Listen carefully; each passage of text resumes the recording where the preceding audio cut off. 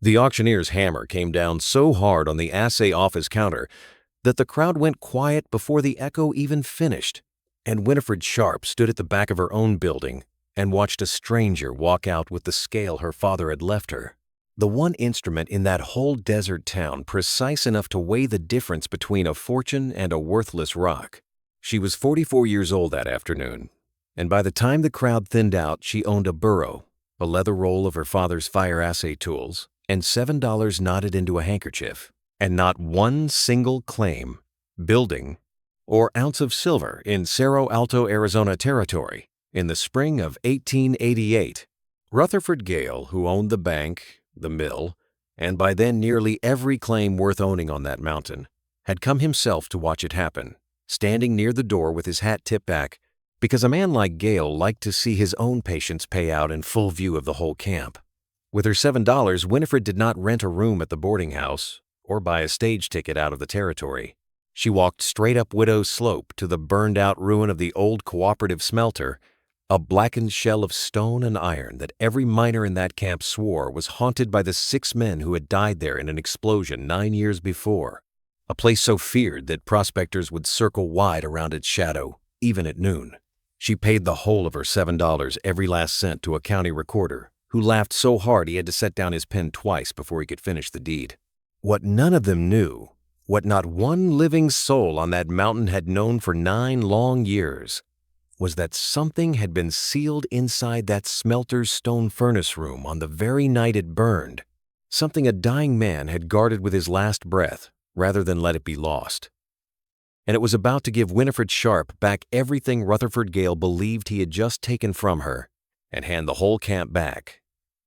Something it had been robbed of for even longer. Settle in and let us tell you exactly what she found inside that furnace room. Before we go any further tonight, we want to ask something of you. If you've ever stood where Winifred stood, watching people you trusted decide your story was already over, stay with us to the very end, because it isn't. And tell us in the comments what corner of the world you're listening from tonight, because this story was built for exactly that corner. Winifred was raised in a mining camp in the Colorado High Country, the only daughter of an assayer named Elias Calloway, a careful, unhurried man who could take a chip of ore no bigger than a thumbnail and tell you, by fire and scale and a patience most men in that business never bothered to learn, exactly how much silver or how much worthless rock it truly held. He kept a small furnace and a set of cupellation dishes in the back of his office, and he taught his daughter from the time she was old enough to hold a crucible tong steady that the whole art of his trade was refusing to be fooled by a stone's face. "Rock will lie to you all day long if you let it," he told her once, watching a bead of silver separate, slow, and bright from the lead in his cupel. "Shine where there's nothing. Look dull where there's a fortune. Fire doesn't lie. Fire and time together always tell you what's really there." She grew up believing, the way a child believes the first true thing a parent shows her with his own hands, that almost nothing in this world was actually what it first appeared to be, and that patience applied through the right process, at the right heat, for the right length of time, could separate the worthless from the precious in anything or otherwise. From her mother, Sarah, a seamstress who took in piecework from half the camp's boarding houses, she learned a quieter, equally exacting patience. Sarah could look at a torn or outgrown dress that another woman had thrown into the mending pile as ruined and see, the way her husband saw silver in dull rock, exactly which seams could be let out, which panels turned, which worn places hidden under a well-placed piece of trim. And she taught Winifred that value in cloth, as in ore, hid most often in what a hurried eye had already decided was finished. Between the assay furnace and the mending basket, Winifred grew into a woman who trusted slow, careful examination over any first impression the world handed her, and she carried that trust into her marriage the way she carried her father's tools, without the faintest notion of how completely her life would one day come to depend on it. She married Nathaniel Sharp at 26, a steady, soft-spoken prospector who had staked a modest but genuine claim on the flank of the mountain above Cerro Alto, and together they built a life the plain, honest way. Nathaniel working the claim and hauling ore down to the cooperative smelter the camp's founding miners had built and owned together, Winifred keeping the books and running a small assay office of her own out of their cabin, testing ore for half the independent prospectors on that mountain who trusted her father's training in her hands more than they trusted the company assayer down at Gale's mill. They were never wealthy, but they were solvent, rooted, and for 16 years, Winifred believed, as rooted people believe, that a life built slowly out of careful work could not simply be taken from her by a man with a ledger and a patient smile. She had 16 good years to build that belief, and one bad season to watch it come apart entirely. The unraveling began the way it so often does, with a man who had already finished most of his plans before the camp ever fully understood what he was building. Rutherford Gale had come to Cerro Alto a full decade before Winifred's ruin, young and ambitious, taking a modest post as the assayer at the company mill before working his way, through patient acquisitions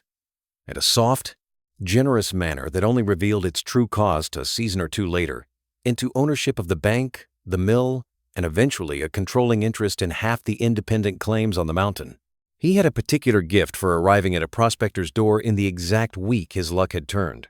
offering terms that felt, in the desperate moment, like rescue, and revealing themselves only later to have been a slow-closing hand. Winifred had watched him work that gift on 3 other families along the slope before it ever reached her own door, watched them sign papers that felt like salvation and turn, within a year, into servitude to Gale's mill, at wages he alone set. The season the vein on Nathaniel's claim ran thin and slow, the kind of temporary trouble any prospector expected to weather with an ordinary loan.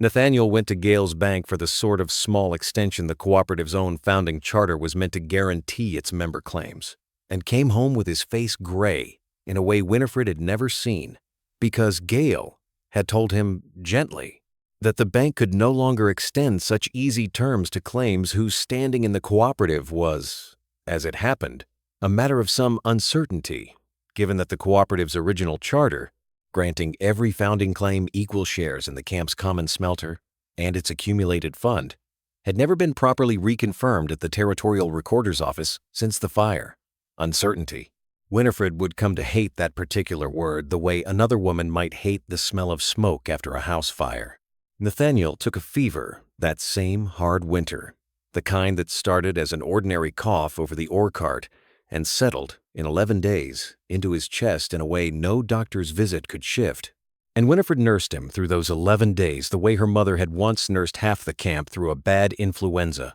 patiently, without panic, doing everything 2 careful hands could do. And on the 12th morning, with the first thaw just beginning to show on the mountain, Nathaniel Sharp went quiet in her arms and did not come back. She was not yet a season into her grief when Gale's own clerk rode up the slope with a note calling due a debt against the claim that Winifred had never once seen in 16 years of keeping their books tied, the paper claimed, to the very cooperative uncertainty Gale had mentioned to Nathaniel that gentle, ruinous winter afternoon. She fought it the only way a widow with no standing in that territory could fight anything, which was to ask, and to be told no, courteously, by a territorial recorder whose own post Gale had quietly helped secure, and by a clerk who could not quite locate the older cooperative records that might have proven her right. The auction, when it came, took less than a single afternoon. Gale's agent bought the claim and the assay office both for a fraction of their worth, and Winifred Sharp walked off the only home she had made in that camp with a burro, her father's leather roll of tools, and $7 silver.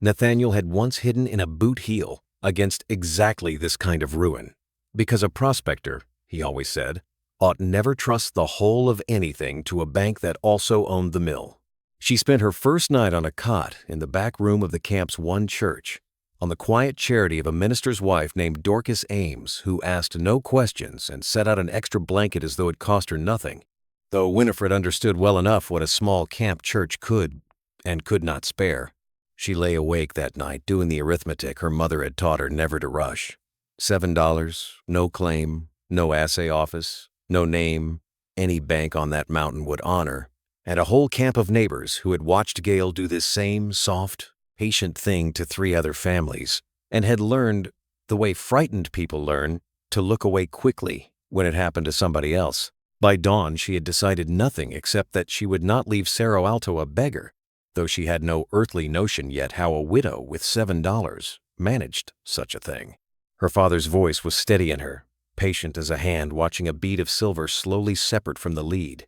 Fire and time together always tell you what's really there. The old cooperative smelter stood on Widow's Slope above the camp, a stone and iron structure the mountain's founding prospectors had built together in the earliest days of the strike, pooling their claims into a common fund and common furnace, so that no single small operator would ever be forced to sell ore cheap to whichever company mill happened to control the nearest smelter. 9 years before Winifred's ruin, the furnace room had exploded in the night, killing 6 men who had been working a late run, and the cooperative itself, its books, and its accumulated silver fund never fully accounted for afterward, had simply dissolved in the confusion and grief that followed, its members scattering to sell their claims individually to whichever buyer offered first, most of them in time, to Gale. The smelter ruin had stood untouched ever since, blamed by the whole camp for the 6 deaths in a way that had less to do with any particular ghost story and more to do with a plain, unspoken dread. Nobody cared to examine too closely, and prospectors gave it as wide a berth walking the slope as they gave any place they associated with sudden, unexplained loss. Winifred heard the story from Dorcas Ames over breakfast, meant kindly a caution to a grieving widow not to go wandering up that direction, and heard a gaudier version that same afternoon from 2 boys loitering near the livery who did not know she was listening, one of them swearing his own father had heard hammering from inside the furnace room on certain still nights, though the building had stood empty for 9 years. Winifred felt, the way her father used to feel a piece of ore that shone too bright to be trusted, that a story told that carefully, and that often by that many frightened people, was very often hiding something a great deal more ordinary and a great deal more valuable than a curse. She walked up to the slope that same afternoon and found the smelter exactly as described, its stone walls sound despite the scorching, its iron door warped but not beyond forcing, and a county notice nailed to the post beside it listing the structure and its half-acre as abandoned property available against back taxes of $7, a sum so small. It told her plainly that no one in 9 years had wanted it badly enough to pay even that. The recorder in town laughed outright when she came to claim it, told her she was buying herself a tomb with a chimney, and wrote the deed anyway, because $7 was $7, and a widow's money spent the same as any other. Winifred thanked him without irony and walked back up the slope before sundown with a bedroll and her father's tools, and began, the very next morning, to do the only thing she had ever truly known how to do with a thing everyone else had given up on, which was to examine it slowly and ask, the way her father asked of a dull gray stone, what it might actually be holding. She did not go looking for treasure. She went looking for 4 sound walls a woman with almost nothing could hold in her own name, and she spent her first days simply clearing 9 years of ash and collapsed timber from the furnace room, working from first light until her hands blistered and then, patiently, toughened, and it was on the 6th day, running her palm along the base of the furnace's iron-lined firebox the way her father had taught her to run a palm along a crucible searching for a hairline crack, that she found a seam in the brickwork behind the firebox that did not belong, mortared too fine and too deliberate, set back where the intense old heat of the furnace would have discouraged anyone from ever examining that wall too closely. It took her 4 days of patient, careful work to open it, the brick still holding old heat scars that made her cautious with every strike of the chisel, and on the evening of the 4th day, the last block came free, and a breath of old, dry, mineral-scented air rolled out of a cavity no larger than a root cellar, and Winifred held her lamp into the dark and found, seated against the back wall with a fireproof strongbox still gripped between his knees as though he had died holding it rather than let it fall, the remains of a man in a foreman's coat, and beside him, wrapped in oilcloth stiff with age, a second, smaller case bearing the cooperative's own stamped seal. She did not touch him that first night. Beyond a murmured word she barely heard herself speak, sitting a long while at the mouth of the cavity with the lamp between her knees, letting her breathing settle the way her mother had taught her to settle it before undertaking any delicate repair that could not be undone. In the morning she carried both cases out into the daylight and worked their locks loose with the same patient care she gave to a stubborn assay crucible, and inside, dry as the day they were sealed, she found the true shape of what had happened to Cerro Alto 9 years before. There was, first, the cooperative's original charter, drawn up by the camp's founding prospectors in the earliest days of the strike,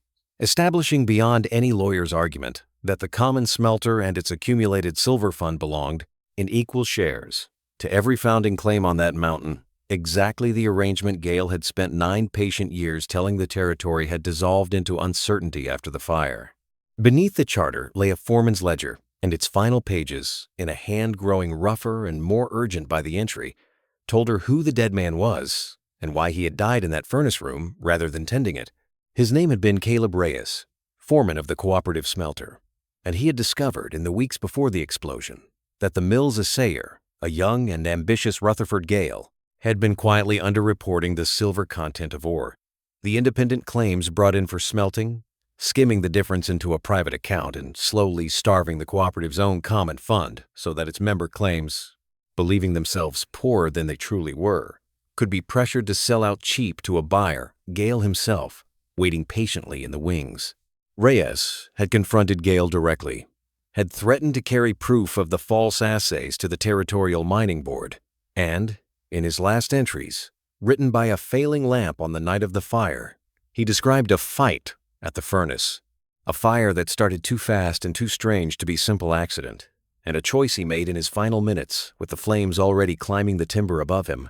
He sealed the true assay records and the cooperative's actual accumulated silver, far more than anyone believed still existed, into the one place he was certain the fire's own heat would eventually hide rather than destroy, the space behind the firebox itself. His very last line, ink gone thin as though the lamp were dying with him, read only,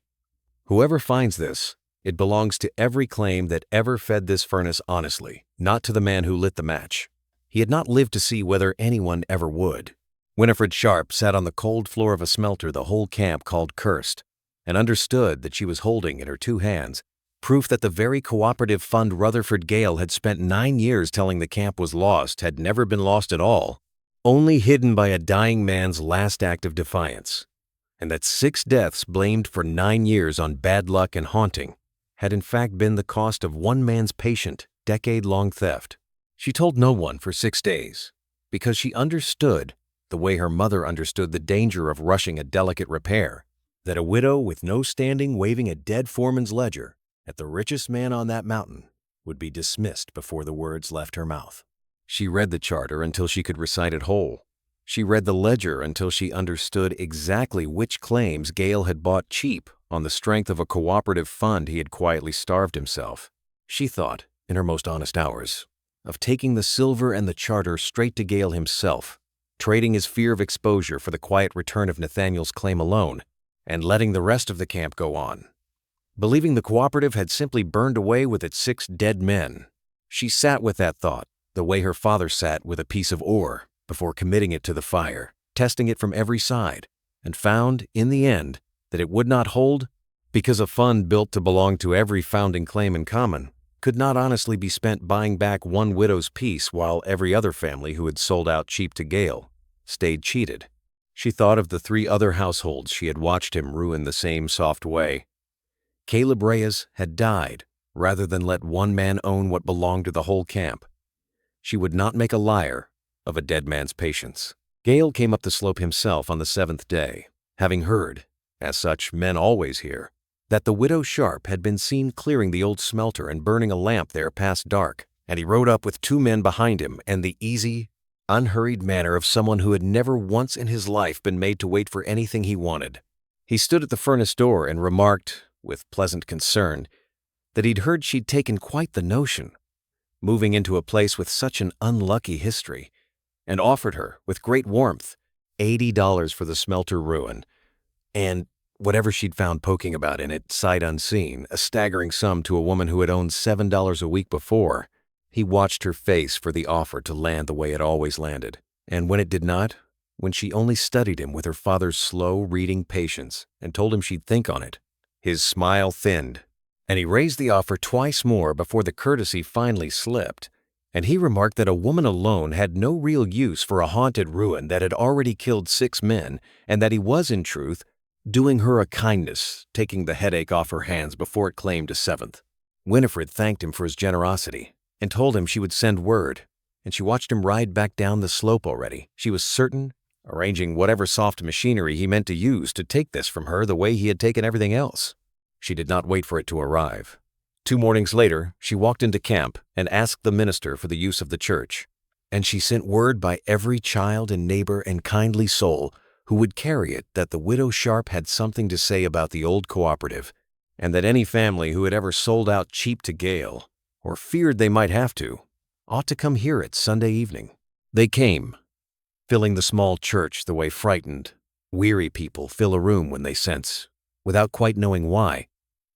that the room might finally hold an answer. The 3 ruined households, and a dozen other independent prospectors who had watched their own claims dwindle in value over 9 slow years. Gale came too, near the back, arms folded, because a man like Gale could not bear not to be present for whatever was about to be said about him. Winifred stood at the front with Caleb Reyes's ledger and the cooperative's charter under her arm and did not raise her voice, because she had learned from a lifetime at her father's furnace that the truth, tested by fire and laid out plainly, does not need to shout to be believed. She read them the charter first, word for word, the founding claim's own names among the signatures, and watched the room's disbelief settle row by row into recognition as prospectors realized they were hearing, for the first time in 9 years, the actual terms their own claims had been built on. Then she read them Caleb Reyes's last entries, his own careful hand describing the false assays that had cost him his life, his final instruction that the fund belonged to every claim that had ever fed the furnace honestly,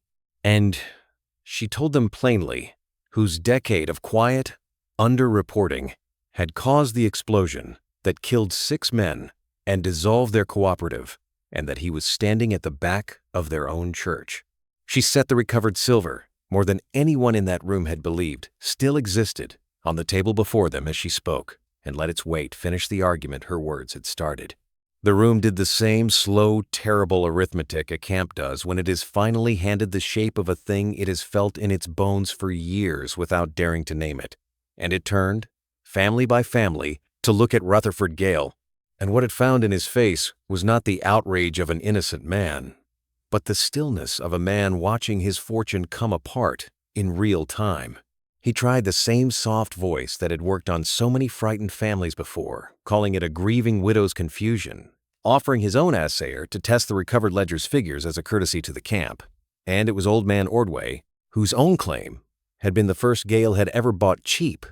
who stood up from his pew and asked in a voice that carried to every corner of the church, why a man's own assayer ought to be trusted to judge figures that named that very assayer as a thief. There was no violence and no mob,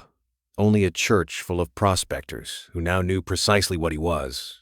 and a charter, and a dead foreman's ledger, and a strong box of silver that 100 people had now seen with their own eyes, and that could never again be quietly made to disappear. A prospector whose claim Gale had bought cheapest of all offered to carry the ledger to the Territorial Mining Board himself at first light, with 2 other men riding alongside so no convenient accident could befall him on the road.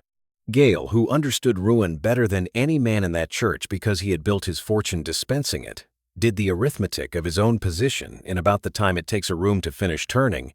and he rose without another word and walked out into the dark. And within the season he had sold his interest in the mill and the bank both, and left the territory entirely, and Cerro Alto spoke his name afterward, the way you speak of a bad cave-in, as something survived rather than something missed. What Winifred did with what she had found was exactly what Caleb Reyes had died hoping someone would do. She did not use the recovered fund to reclaim only Nathaniel's old claim and let the rest of the camp go on, believing the cooperative had died in the fire 9 years before. She reconvened the cooperative itself, calling together every founding claim still held by an original family or its heirs, re-recording the charter properly at the territorial office under a dozen witnesses so it could never again be quietly starved from within, and dividing the recovered silver fund in the equal shares Caleb Reyes had died to protect. Over the following months, the 3 households Gale had ruined bought back the claims they'd been forced to sell cheap, and the camp's independent prospectors, for the first time in 9 years, had a common smelter and a common fund again that answered to no single mill owner's ledger. She kept the smelter ruin for herself, the one thing on that mountain that was hers by right of patience rather than restitution, and she rebuilt its furnace that summer with her own hands, and her father's careful instructions still guiding her. reopening it as the cooperative's assay office once more, testing ore for any prospector on the mountain who wanted an honest reading rather than a company figure. She saw to it, too, that Caleb Reyes was given a proper stone in the camp cemetery at last, naming him plainly as the foreman who died protecting the cooperative's honest fund and every season after. Some prospector climbing Widow's Slope to bring ore down for testing would pause at that grave a moment, not from superstition anymore, but from something nearer to respect. She was 44 years old. The afternoon an auctioneer's hammer took away everything she and Nathaniel had built, and Rutherford Gale had been so certain of his arithmetic, so certain that a widow with $7 knotted into a handkerchief was a problem already solved. They laughed when she paid her last coin for a smelter that had killed 6 men and stood cursed for 9 years. And they were right that it looked like ruin and wrong about every single thing they meant by it, because a thing the world calls cursed is very often only a thing someone patient enough never got the chance to explain. And Winifred Sharp had spent her whole life learning that fire and time together always tell you what's really there. What was sealed behind that furnace wall did lift her out of the ruin exactly as we promised tonight, and it lifted a whole camp's stolen fortune back into its own hands right alongside her, because she understood, the way her father and mother had both tried to teach her, long before she ever needed to know it, that the truest patience isn't the kind that waits only for your own turn, but the kind willing to wait long enough to bring everyone else's along with it. Thank you for staying with us all the way to the end of Winifred's story tonight. It means more than you know that you gave this quiet half hour to a widow, a burned furnace, and a foreman's last patient act of defiance. If this story moved you, share it with someone who needs to hear tonight that the thing the world has already decided is worthless might be the very thing that saves them. And before you go, we would love to know the answer to the one question this whole story was really asking. When in your own life did you look twice at something everyone else had already written off and find real value hiding underneath? Leave it in the comments. We read every single one. Until next time, be patient with the tired and broken things. Be patient with yourself, and remember that a great deal of what looks like ruin is only waiting for the right pair of hands and the right fire to finally show what it was always holding. From all of us, thank you, good night, and until next time, stay close.